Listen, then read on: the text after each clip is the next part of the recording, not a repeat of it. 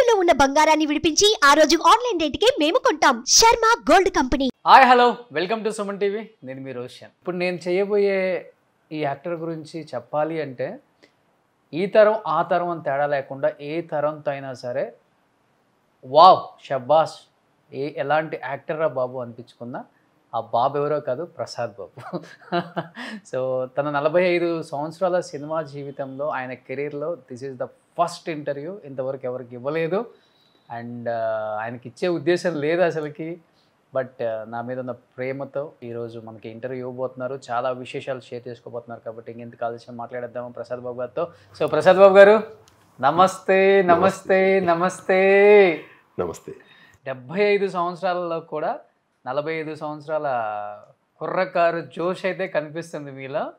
అంతులేని కథ వచ్చి ఇప్పుడు 44 సంవత్సరాలు అయిపోయింది. తిలక్ అనే ఒక క్యారెక్టర్, హేమా హేమీలు, కమల్ హాసన్, రజనీకాంత్, జయప్రద, ప్రసాద్ బాబు వీళ్ళ నలుగురు సినిమాకి ప్రాణం పోశారు. వాళ్ళతో పాటు ఈక్వల్గా యాక్ట్ చేశారు. పెద్ద పెద్ద యాక్టర్స్తో, పెద్ద పెద్ద స్టార్లతో మీరు కూడా ఒక స్టార్గా ఎదిగారు. ఎలా అనిపిస్తుంది ఈ 44 సంవత్సరాల కెరీర్ని చూసుకున్నప్పుడు?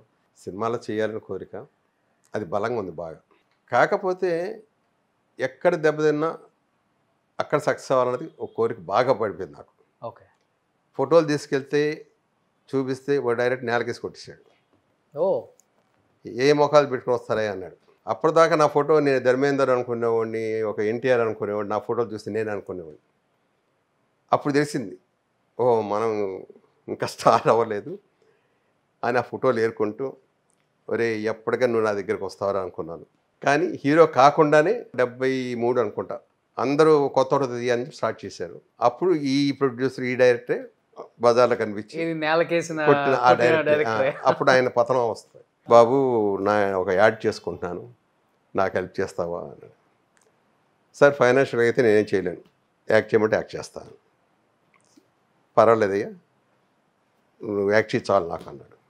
ఫస్ట్ షాట్ యాక్ట్ చేశాను, వెరీ గుడ్ అన్నాడు. సార్ మా రోజు ఎందుకు ఫోటోలు నేలకేసి కొట్టారని అంటే కరెక్ట్గా అడిగావు, కానీ నా ఇంట్లో పరిస్థితి బాగాలేదు, అది నీ మీద చూపించానయ్యా, వెరీ వెరీ సారీ. సార్ చాలా జీవితాలు నాశనం అయిపోతాయండి, మీ పర్సన్స్ ఉంటే మీరు ఏమైనా చేసుకోండి, కానీ మాలాంటి వాళ్ళ కొత్త వాళ్ళ మీద అలా చేస్తే ఓహో నేను పనికిరాను కదా అనుకొని ఫీల్ అయితే నా పరిస్థితి ఏంటి. కానీ ఆ రోజు అలా అనుకోవాలని నేను ఏ రోజు చేస్తే నువ్వు నా దగ్గరకు వస్తావురా అని అనుకున్నా బలంగా. ఆ రోజు బలంగా అనుకున్నాను. కాబట్టే రోడ్ బజార్లో మీరు అడిగారు నాకు హెల్ప్ చేయమని. సారీ అంత హర్ట్ అవుతా అనుకోలేదు. సారీ సార్ నేను గబాల మాట అన్నాను, బట్ నేను ఆ రోజు మనసులో అనుకున్నాను, ఇప్పుడు మీతో అన్నాను, వేరే తప్పుగా అనుకోవద్దంటే అబ్బాయి లేదే నిజమే, మేము మా వయసుని బట్టి మేము తొందరపడకూడదు అని అన్నాడు. ఆ తర్వాత ఇది యాడ్ ఫిల్మ్ లాగా చేశారు, అయిపోయింది. ఓకే పెద్ద డైరెక్టర్, ఓకే మాది డైరెక్టర్ దెబ్బతిన్నాడు కాబట్టి మన దగ్గర వచ్చాడు, లేదంటే ఏ పెద్ద హీరోని అడిగేవాడేమో బహుశా. ఓకే అయిపోయింది. తర్వాత ఏవిఎం స్టూడియో, ఎప్పటికైనా ఏవిఎం స్టూడియోలో వెళ్ళాలి అనే కోరిక.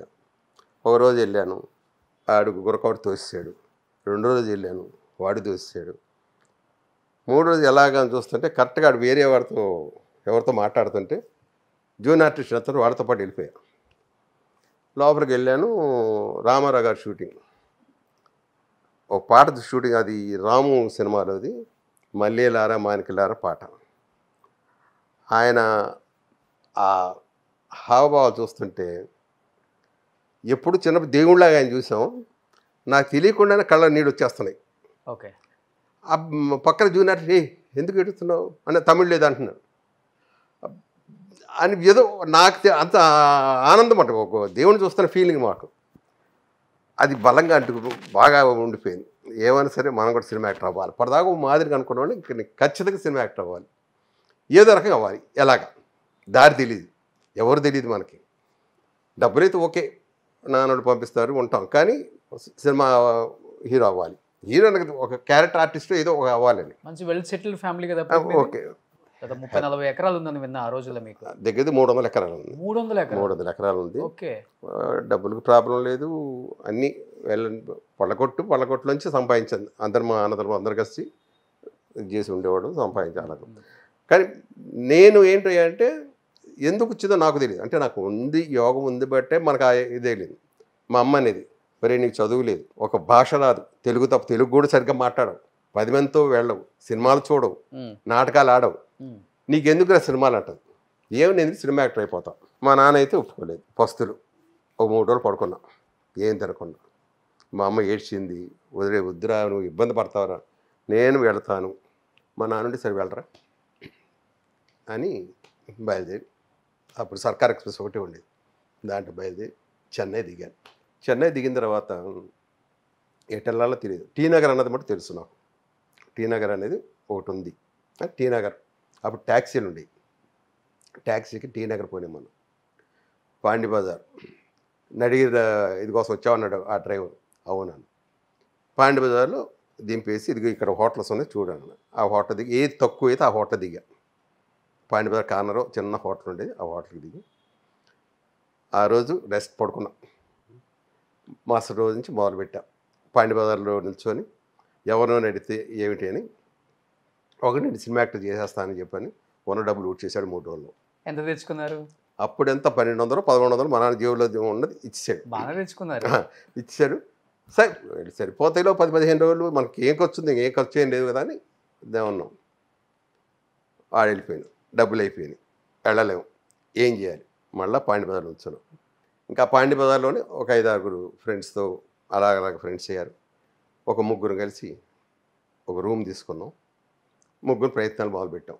3 కూడా మా ఒంగోలు వాళ్ళే టోటల్గా. వాళ్ళిద్దరూ కొన్ని రోజులు అయిపోయిన తర్వాత పెళ్ళిళ్ళు అయిపోయిన తర్వాత వాళ్ళు వెళ్ళిపోయారు. ఇంకా నేను మటుకు ఇదే ఉండిపోయాం. ఇలా అవుతుండగా ఒకరోజు 73వ సంవత్సరంలో కరెక్ట్గా కొత్త వాడితో సినిమాలు తీస్తామని చెప్పని ఇంటర్వ్యూలు ఫోటోలు గిటోలు తీసుకుని వెళ్తుంటే అప్పుడు దేవరాజు శేఖర్ అని జీకే మూర్తి గీత సినిమా వాళ్ళు ఫోటోలు తీసుకొని సెలెక్ట్ చేశారు. అలా జగమేమాయ దానికి వెళ్ళినప్పుడు గిరిబాబు మురళీమోహన్ దాంట్లో హీరోగా దానికి వెళ్ళాను ఇంటర్వ్యూకి. అక్కడ మనం సెలెక్ట్ కాల. చేతన అని రంగనాథ్ హీరో, అదే సంవత్సరం వచ్చింది. అది నేను సెలెక్ట్ అవ్వాలి. చేతన రంగనాథ్ సెలెక్ట్ అయ్యాడు. జీవితాలు ఏదో ఇంకో శరత్ బాబు అదే 73 వచ్చాడు, అతను సెలెక్ట్ అయ్యాడు. నేను మటుకు దేంట్లో అవ్వాలా, వీళ్ళు సెలెక్ట్ అయ్యారు. 73 మేకప్ వేసుకున్నాను. మేకప్ వేసుకొని సెట్లోకి అడుగు పెడుతున్నాను. అబ్బే ఇప్పుడు వచ్చిన కుర్రోళ్ళందరూ ఏ విషయం లేకుండా వచ్చేస్తారండి అని ఒక చెవుల్లో పడింది. వెనక్కి తిరిగిస్తే వాళ్ళు ఎవరన్నా, నేను జర్నలిస్ట్ అండి. అప్పుడు ఆ జర్నలిస్ట్ అంటే కూడా నాకేం తెలియదు. ఓకే, వారిని ఇంత మాట అన్నాడు ఏంటి, ఏమో సెంటిమెంట్కి లోపలికి వెళ్తాడు, అడుగు కూడా పెట్టలేదు, గబాని మాట అన్నాడు. ఏమిట్రా బాబు మన లైఫ్ అనుకుంటూ సరే వాటి సంగతి నాకు అనవసరం. ముందు నేనేంటో నిరూపించుకోవాలి. ఫస్ట్ షాట్ పెద్ద డైలాగ్ చెప్పేసా, టేక్ 1, ఓ క్లాప్స్. ఈ జర్నలిస్ట్ వీళ్ళు కూడా క్లాప్స్ కొట్టారు, అంత అయిపోయింది. అదే సినిమాకి బెస్ట్ హీరోగా 73 సంవత్సరం వచ్చిన హీరోలలోకి నేను బెస్ట్ యాక్టర్గా హీరోలో కొత్త వాళ్ళు నేను అవార్డు తీసుకున్నాను. పాత వాళ్ళు అక్కినేని నాగేశ్వరరావు గారు పాలకొల్లో అదొక్కటే పెద్ద పరిషత్ జరుగుతుంది అన్నమాట. అప్పుడు ఆంధ్రపత్రిక శ్రీనివాస్ అని ఆయన ఆ మాట అంది, బాగా ఫేమస్, చాలా పెద్ద ఆయన. నాగేశ్వరరావు గారికి మంచి ఇది ఆయనే మొత్తం చూసుకొని ఉంటాడు. పర్సనల్ థ్యాంక్స్ సార్, ఆ రోజు మీరు ఈ మాట అన్నారు, నాకు అది బాగా కడుపులో అంటే ఆయన కంగ్రాచులేట్ చెప్పాడన్నమాట. ఏ హీరోగా ఎలాగ వచ్చినందుకు బాగా చేసావా అది ఇది అంటే నేను అన్న, ఆ రోజు మీ పుణ్యమేనండి, మీరు అన్నపతి నేను బహుశా ఇది అనేటప్పటికి సరే ఇద్దరం చేతులు కలుపుకొని ఒకరికొకరు థ్యాంక్స్ చెప్పి అయిపోయింది. ఇంకా అక్కడి నుంచి మొదలుపెట్టాం వేట.